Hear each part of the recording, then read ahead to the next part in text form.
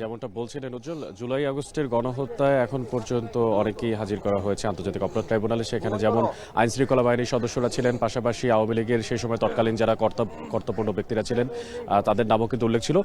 ঠিক তেমনই একটা মামলায় নিউ মার্কেটের থানাধীন একটা হত্যা মামলায় কিন্তু আজকে গণহত্যার অভিযোগে নিয়ে আসা হচ্ছে আমির হোসেন আমু, আওয়ামী লীগের যিনি জ্যেষ্ঠ একজন নেতা হিসেবে পরিচিত।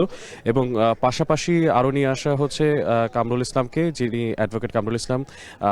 মূলত 2010 সালে যখন আন্তর্জাতিক অপরাধ ট্রাইব্যুনাল গঠন করা হয়, এরপরে সাকা চৌধুরী সহ অন্যান্য যেসব যুদ্ধাপরাধীদের বিচার করা হয়েছিল, সেখানেও তিনি একটা গুরুত্বপূর্ণ ভূমিকা পালন করেছিলেন।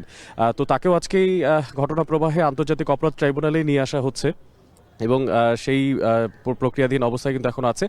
একটু বলে রাখা ভালো যে বিগত 6 নভেম্বর তাদেরকে গ্রেফতার করা হয়েছিল ধানমন্ডি এলাকা থেকে। নিউ মার্কেটের যেই মামলাতে গ্রেফতার দেখানো হয়েছে, সেই মামলাতেই আসলে আজকে তাদেরকে ওঠানো হবে। মূলত শুনানিতে গোলাম মর্তুজা মজুমদারের নেতৃত্বাধীন যে ট্রাইব্যুনালের বেঞ্চ, সেখানেই তাদের আজকের যেই হাজিরা বা যে প্রক্রিয়া মামলা, সেই প্রক্রিয়াগুলো কিন্তু শুরু হচ্ছে।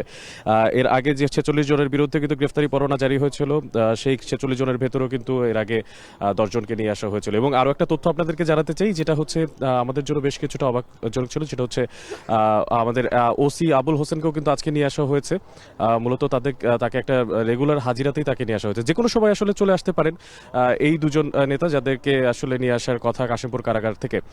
এখনো ব্যাপারটা বলা যাচ্ছে যে আমরা জানতে পেরেছি যে 10টা নাগাদ, সকাল 10টা নাগাদ তাদেরকে ট্রাইব্যুনাল প্রাঙ্গণে নিয়ে আসার কথা, কিন্তু এখন পর্যন্ত তাদেরকে নিয়ে আসা হয়নি। যত দ্রুত সম্ভব তাদেরকে নিয়ে আসা হবে বলে আমরা জানতে পেরেছি। এবং নিয়ে আসার পরে পরবর্তী যেই সব তথ্যগুলো আমরা জানতে পারবো, সেই সব তথ্যগুলো সর্বশেষ আমরা জানানোর চেষ্টা করবো উজ্জ্বল।